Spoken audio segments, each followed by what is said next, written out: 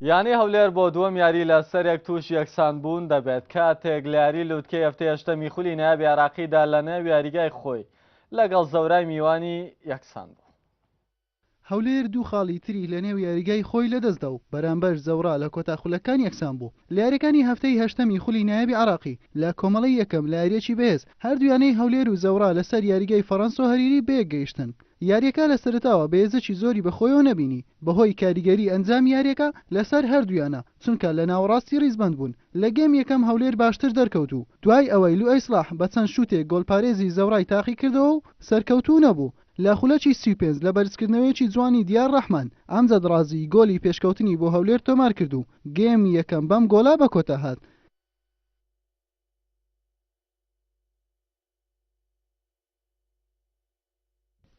لە گێمی دومیش لەگەڵەوەی هەولێر کۆنتترۆلی تۆپی کردبوو بەڵام مەترسیەکانی بەو شێوەیە نەبوو تا گۆڵی دڵنیابوونی پێتۆمار بکات.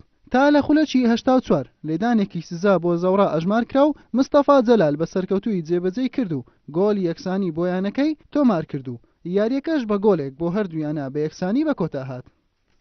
یاری ڕۆما لەگەڵ یانەی زەورا پاش دابڕانێکی زۆر کە زۆر ینی گەممان نەکردو چەند یاریزانێکمان یاریداوت و لەگەمە نەبوون و یانەی زەورا ژانێکی گەورەیە ناتوانین بڵێن چابەیز دۆڕا لەگەڵ جەوێ زەورا هەر بە گەورەی دەمێنێتەوە ئەمە ڕۆکە زۆر زۆر باش یاریمان کرد کۆنتترۆل یاریشمان کردبوو بەس ینی ڕێسایەکە لە یاری تۆ پێ گۆل نەکەی گۆلی دەخۆی ئەوە بتوانیان هەڵەکی بخۆزنەوە بە پەنالتی گۆلەکەمان لێ بکەن بتوانن بە یەکسانبوون دەرچن کە دەتوان بڵێم ئەو یەکسانبوونە بۆ ئێمە ئەوکو خەسارەیەکە چکە ناو یاریگای خۆمانە ئەگەر تو بتێوە دەورەکەی بێدەبی لە یانە گەورەکان بيوا يعني وكو زورات زي دبي لان بيوا تابتواني لبيشان ببينيوا. الحمد لله والشكر. اعتقد نتيجه تعادل مع اربيل اللي كانت نتيجه ايجابيه بالنسبه لنا. فريقنا الشوط الاول كان متحفظ نوعا ما، الشوط الثاني ادى اداء افضل، حصلنا اكثر من فرصه، جت ضربه الجزاء بوقت مناسب. اعتقد ما قدر فريق اربيل يرجع للمباراه.